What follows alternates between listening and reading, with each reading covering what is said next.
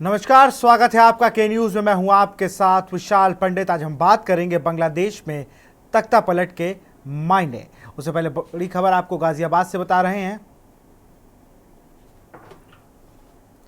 Hindon airbase पर हलचल बढ़ी। शेख हसीना ने हिंडन एयरबेस में गुजारी रात। हिंडन एयरबेस के गेस्ट हाउस में हैं शेख हसीना।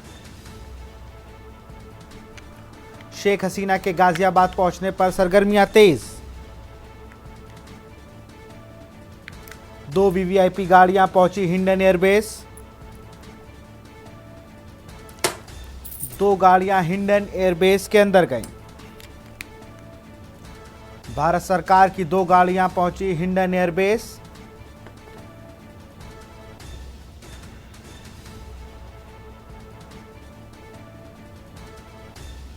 गाजियाबाद से खबर, हिंडन एयरबेस पर हलचल बढ़ी।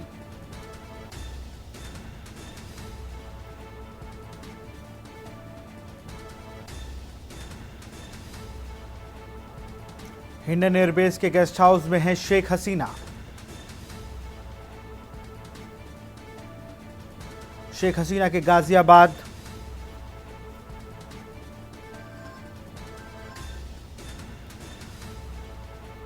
दो वीवीआईपी गाड़ियां हिंडन एयरबेस के अंदर गईं।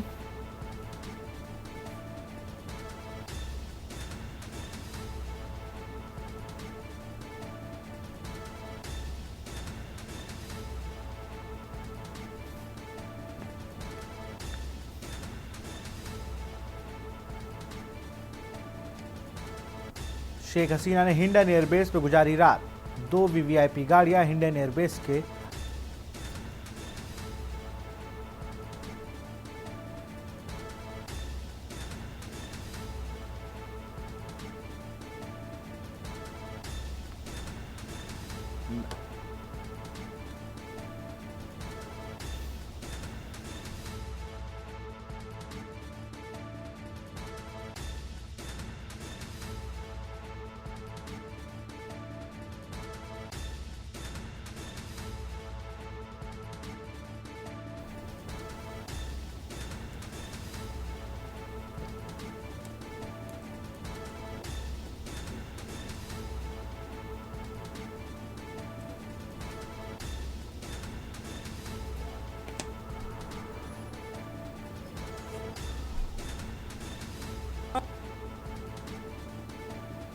शेख हसीना ने गाजियाबाद पहुंचने पर सरगर्मियां तेज।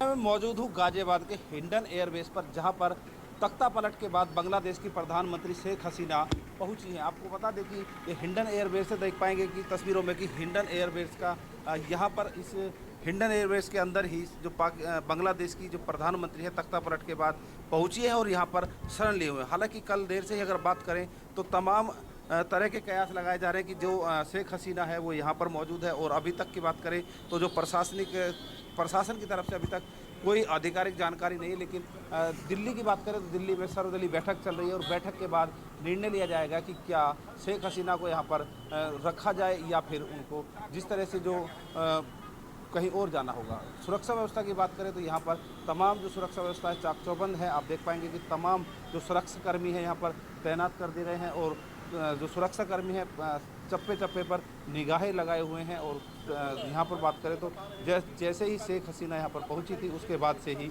यहाँ पर जो सुरक्षा व्यवस्था है वो पुख्ता कर दी गई थी, काफ़ी बढ़ा दी गई है। और बात करें तो जो प्रशासन के जो गाजियाबाद उत्तर प्रदेश की जो पुलिस है, गाजियाबाद पुलिस के भी तमाम अधिकारी यहाँ पर मौजूद हैं और तमाम तरह की व्यवस्थाओं को संभाले हुए हैं। और जिस तरह से जो शेख हसीना है वो यहाँ पर हैं। और वहीं बता दें कि जो अजीत डोभाल की चर्चा थी कि वो कल शाम यहाँ पर अजीत डोभाल शेख हसीना से मिलकर गए थे। हालांकि अगर बात करें अन्य राजनीतिक दल के लोगों की तो कोई भी राजनीतिक दल का जो है के प्रतिनिधि यानी कि जो नेता है यहाँ पर नहीं पहुँचे हैं। जो दूरभाष के माध्यम से ही संपर्क किया जा रहा है और जो परमिशन है, जो अनुमति है रहने की, उस पर तमाम तरह की चर्चाएं चल रही है। बात करें बांग्लादेश के तख्ता पलट के बाद से, जब शेख हसीना ने यहाँ पर शरण ली है, उसके बाद से ही जो भारत और बांग्लादेश की जो सीमाएं हैं वहाँ पर भी कर्फ्यू जैसे हालात है, कर्फ्यू लगा देंगे। तमाम जो सुरक्षा व्यवस्था है मजबूत है और तमाम तरह की किसी यानी कि प्रशासन किसी भी तरह की कोई कोताही नहीं बरतना चाहता कि किसी तरह से यहाँ पर ख़राब हालात हो, जिसको लेकर LIU की बात करें, तमाम जो पुलिस अधिकारी हैं मुस्तैद हैं और तमाम सुरक्षा व्यवस्था के साथ साथ तमाम हालातों पर नज़र बनाए हुए हैं। देखना होगा कि अब जो दिल्ली की जो बैठक है उसके बाद क्या निर्णय लिया जाएगा। कैबिन मावी, के न्यूज़ गाजियाबाद। अब ज़रा ग्राफिक्स के ज़रिए हम लोग देखते हैं। ग्राफिक्स के ज़रिए आपको बताएंगे कि भारत और बांग्लादेश के बीच व्यापारिक रिश्ते कितने अहम हैं और कितना बड़ा जो निवेश है वो भारत ने कर रखा है। ये शेख हसीना के जो बेटे हैं उन्होंने क्या बोला। शेख हसीना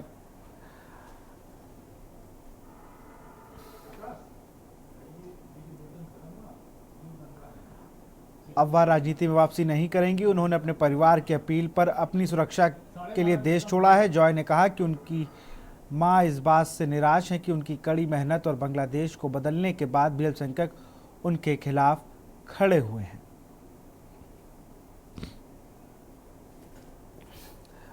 भारत के 6 पड़ोसी देशों में अशांति, चुनौती, चीनी दखल बढ़ा।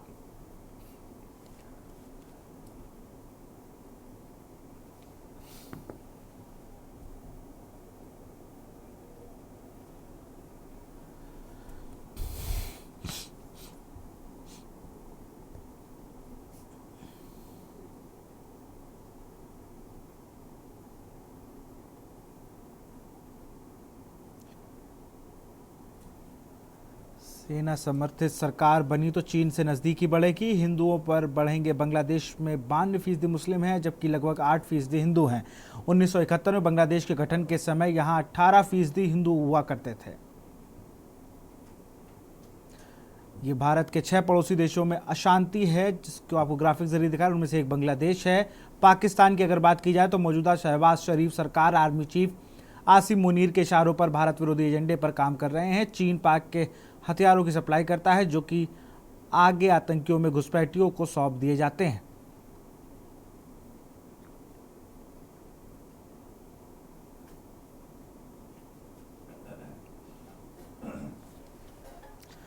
चीन वर्तमान में राष्ट्रपति शी जिनपिंग भारत के लिए कूटनीतिक, सामरिक और व्यापारिक मुश्किलें पैदा कर रहे हैं। आर्थिक रूप से भारत की तेज बढ़त को रोकने के लिए अंतर्राष्ट्रीय मंचों पर विरोध कर रहे हैं।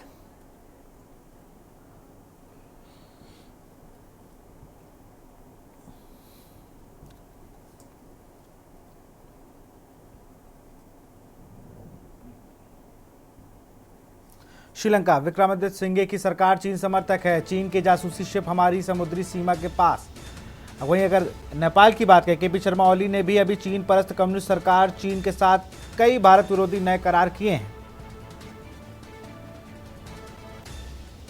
म्यांमार, 4 साल से सैन्य सरकार चीन की समर्थक है। पूर्वोत्तर राज्यों में सक्रिय अलगाववादी संगठनों को समर्थन देती है। रोहिंग्या समस्या भी सैन्य सरकार के कारण है।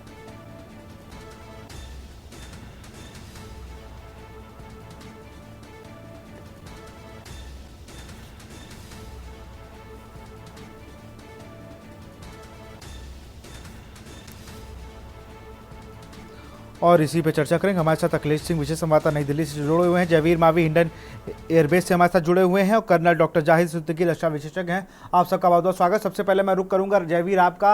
अभी हिंडन एयरबेस की अगर बात की जाए तो वहां पर चहलकदमी बढ़ी थी, हलचल बढ़ी हुई थी। 2 VVIP गाड़ी वहां पर अंदर गई हुई थी।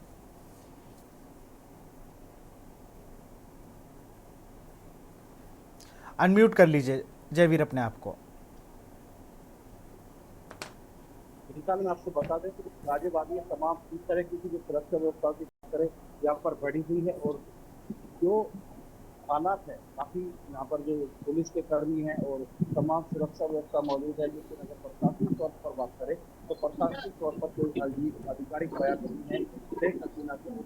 दूसरों की बात करें तो पुलिस विभाग से शेख हसीना इंडियन एयरबेस वो बिहार को यहाँ से पहुंच चुका है, मौजूद नहीं है। ये अगर हम प्रशासनिक अधिकारियों की बात करें, प्रशासनिक अधिकारियों का काम बहुत कम है कि उन्हें जानकारी नहीं है कि कोई हसीना यहाँ पर है। लेकिन जिस तरह से हलचल की बात करें, अंदाज लगाया जा सकता है। और जो वीआईपी मूवमेंट यहाँ पर जो अभी गृह मंत्रालय की जो गाड़ियां यहाँ पर पहुंची हैं, वो गाड़ियां अंदर पहुंची हैं, अभी वो गाड़ियां अंदर से बाहर नहीं आई हैं। तो कहा जा सकता है कि तमाम तरह के कयास यहाँ पर लगाए जा रहे हैं। जो सही जो सभी दलों की हम सर्वदलीय जो बैठक हुई है, उस बैठक में अभी तक कोई निर्णय नहीं निकल पाया है कि शेख हसीना को यहाँ पर रखा जाएगा या फिर उन्हें यहाँ पर देश छोड़ना होगा। तो क्योंकि सर्वदलीय बैठक की जिस की बात करें तो वहाँ पर साफ तौर पर कहा गया कि देश जो बांग्लादेश में जो लोग हैं उन पर बिल्कुल बिल्कुल जयवीर, अभी और आप अभी फिलहाल हिंडन एयरबेस पर नजर बना रहे हैं। हमारे साथ अखिलेश सिंह भी जुड़े हुए हैं, लगातार इस खबर पर सुबह से हमारे साथ नजर बनाए हुए हैं। अखिलेश, अगर बात की जाए तो राहुल गांधी ने जिस तरीके से सवाल पूछे और उसके बाद मैं देख रहा था आरजेडी के राज्यसभा सांसद मनोज झा का भी बयान मैंने देखा। मनोज झा ने भी जो बातें कही वो भी विपक्ष के तौर पर सुनने लायक थी। उन्होंने कहा कि हम इस मुद्दे पर सरकार के साथ हैं, हम हर बैठक में सरकार का हिस्सा लेंगे और अपनी राय देंगे कैसे चीज़ों को सही तरीके से दोनों देशों के बीच रखा जा सके।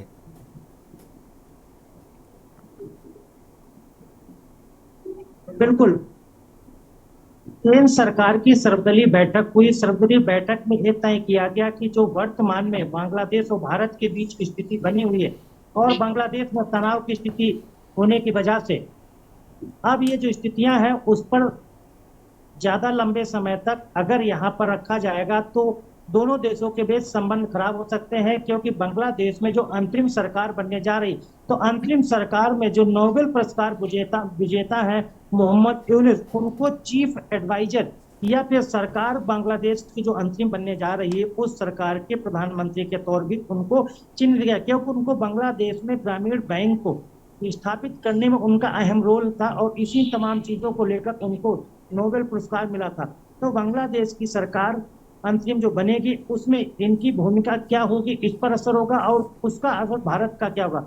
क्योंकि विपक्ष की तरफ से लगातार अगर कहा जाए तो अगर संसद में तो लोकसभा में कांग्रेस के सांसद मनीष तिवारी ने स्थगन प्रस्ताव लाकर बांग्लादेश में उत्पन्न हुए स्थिति पर चर्चा करने की मांग की है। वहीं अगर बात की जाए तो राज्यसभा में कांग्रेस के राज्यसभा सांसद राजीव शुक्ला की तरफ से प्रस्ताव लाया, स्थगन प्रस्ताव लाकर, और बांग्लादेश के जो हालात हैं उसके बाद शेख हसीना भारत में आके शरण लेने की कोशिश में है, उन तमाम मुद्दों को लेकर सदन में चर्चा करना चाहते हैं। हालांकि सर्वदलीय बैठक में विपक्ष की ओर से केंद्र सरकार को भरोसा दिलाया गया कि भारत के हित में और अंतरराष्ट्रीय स्तर पर किसी भी देश के साथ संबंध खराब न हो, राजनयिक संबंध सभी देशों के साथ रहने चाहिए।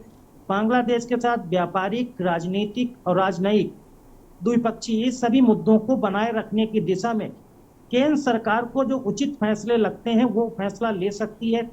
केंद्र सरकार को क्या कदम उठाने चाहिए वो राष्ट्रीय सुरक्षा और अंतरराष्ट्रीय स्तर के संबंधों के मद्देनजर वो अपने फैसले ले सकती है। विपक्ष उसके साथ है, लेकिन जिस तरह से पश्चिम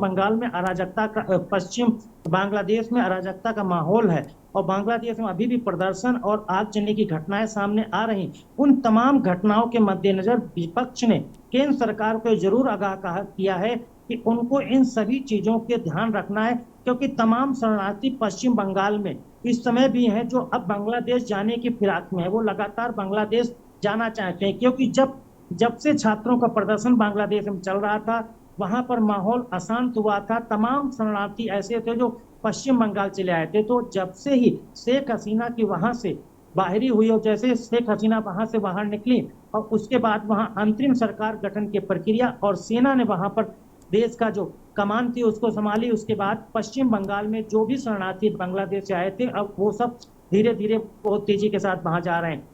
माहौल शांत होने की सब इंतजार कर रहे हैं, लेकिन केंद्र सरकार ये चाहती है कि किसी भी तरह का कोई भी कदम उठाया जाए, लेकिन फौरी तौर पर देखा जाए तो केंद्र सरकार ने तब तक अभी शेख हसीना को यहाँ पर रुकने का समय दिया है जब तक उनको ब्रिटेन या फिर अमेरिका कहीं भी उनको जाने की इजाजत नहीं ले। क्योंकि वैसे तो वो ब्रिटेन जाना चाहती हैं, लेकिन ब्रिटेन सरकार की क्योंकि ब्रिटेन में वो रही भी हैं। जब 1975 में जब वहां पर ऐसा ही विद्रोह हुआ था, जब उनके घर के 20 लोगों की हत्या कर दी गई थी, तब वो ब्रिटेन गए थे। इस पर और जानकारी हम डॉक्टर कर्नल जाहिद सिद्दीकी जी से लेंगे, रक्षा विशेषज्ञ हैं। सर, किस तरीके से देखते हैं, और जिस तरीके का विद्रोह हुआ है बांग्लादेश में और जो तस्वीरें सामने आई हैं कि वहाँ पर घर जलाए जा रहे हैं, लगभग 1975 को फिर से दोहराया गया है।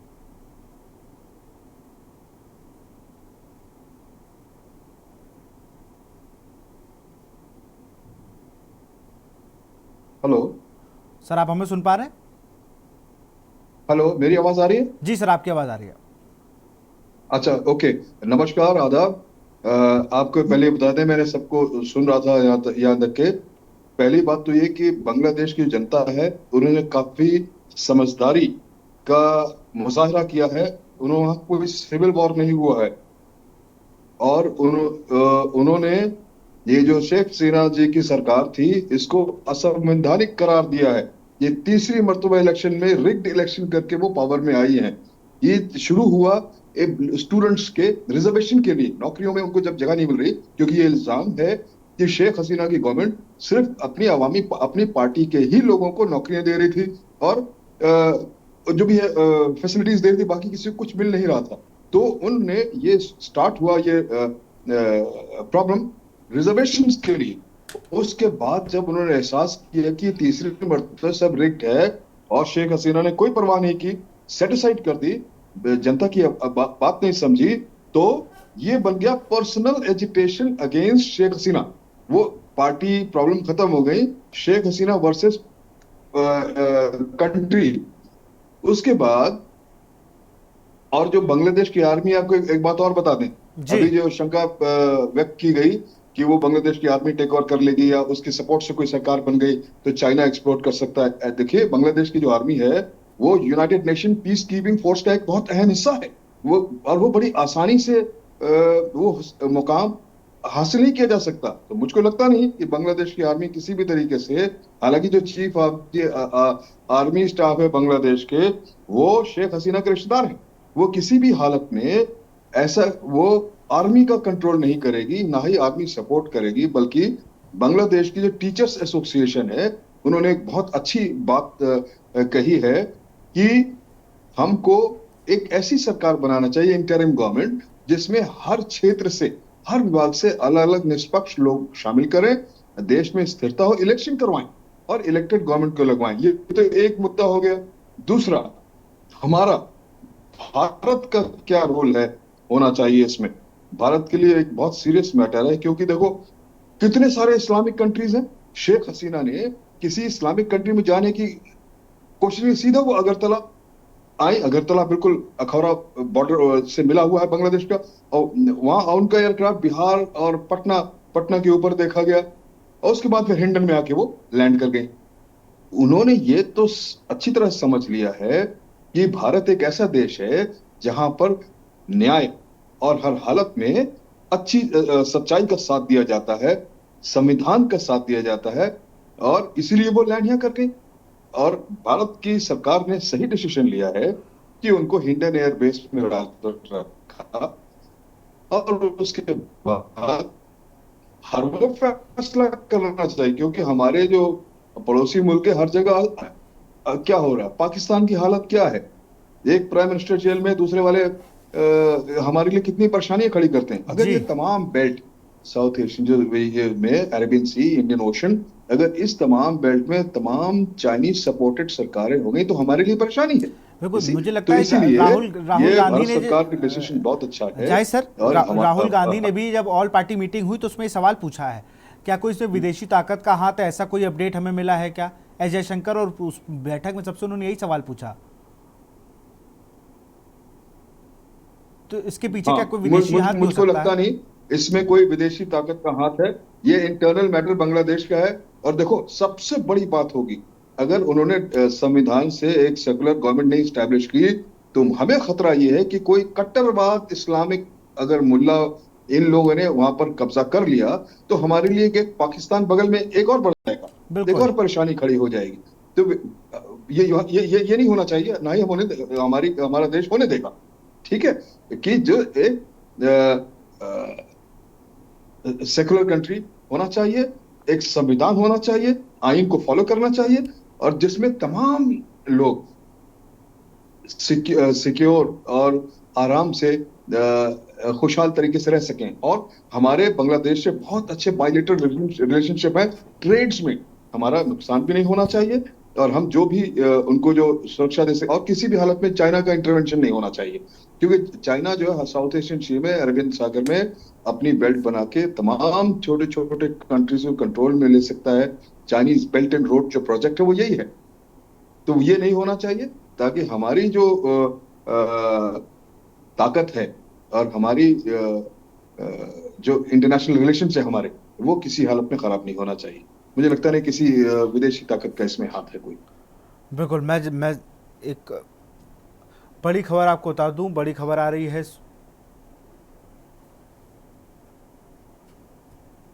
चलिए, मैं जयवीर का रुख करूंगा। जयवीर, हिंडन पर अभी क्या हलचल है?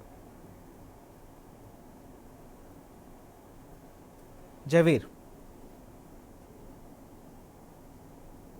तो विशाल, मैं आपको बता दूं कि हिंडन पर अभी जो सामान्य चहल पहल है और जो सुरक्षा कर्मी है तैनात और तमाम जो लोग हैं वो निगाहें जमाए हुए कि अभी जो आने वाला जो फैसला होगा सब निगाहें टिकाए हुए हैं।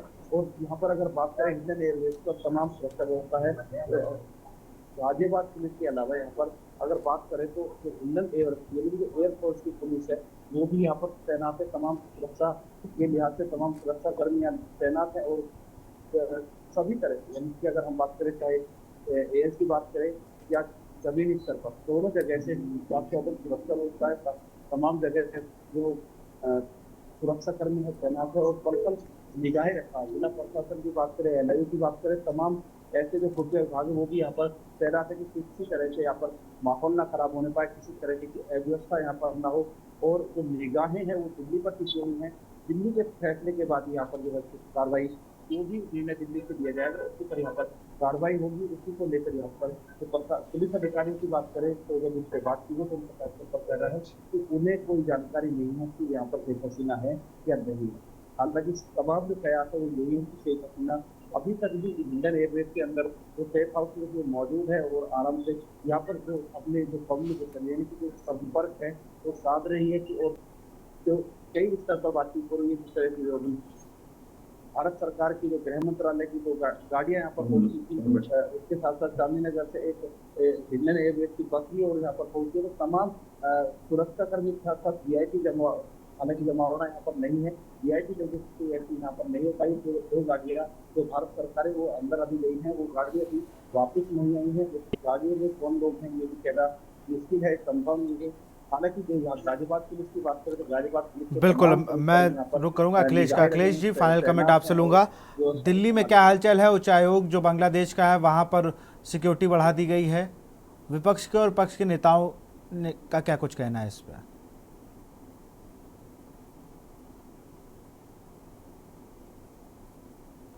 अखिलेश जी सुन पा रहे हैं आप हमें?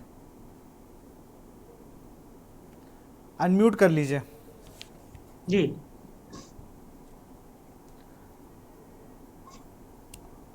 अखिलेश जी। बिल्कुल जी। बांग्लादेश का जो विदेश दूतावास यहाँ दिल्ली के चाणक्यपुर इलाके में है, उसको लेकर सुरक्षा व्यवस्था पहले से ही कड़ी कर दी गई थी। जब से बांग्लादेश में वहां पर माहौल बिगड़ा, प्रदर्शनकारी छात्रों को माहौल बिगड़ने के बाद वहां पर जिस तरह की घटनाएं सामने आ रही थी, उन घटनाओं के बाद ही सुरक्षा व्यवस्था कड़ी कर दी गई थी। इसके साथ ही साथ आपको बता दें कि जो बांग्लादेश का उच्चायोग चाणक्यपुरी क्षेत्र में है, वो उसके बाद जब प्रधानमंत्री शेख हसीना बांग्लादेश के लिए प्रदर्शन चल रहा था, उसी के साथ साथ माहौल यहाँ पर नजर। लेकिन जब शेख हसीना प्रधानमंत्री पद से इस्तीफा देने के बाद बांग्लादेश से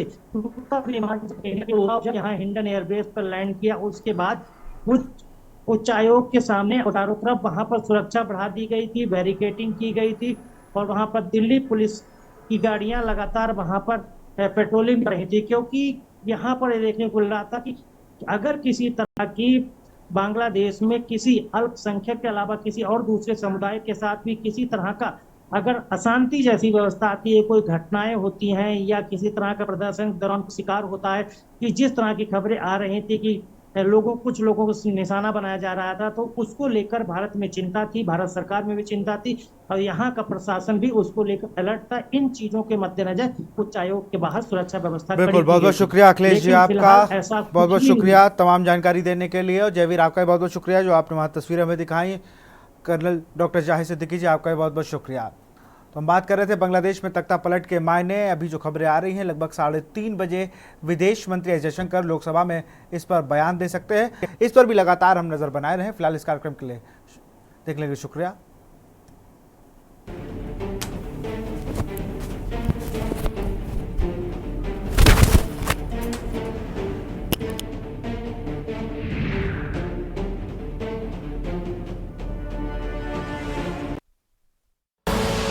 आप देख रहे हैं के न्यूज, खबरों का सारथी।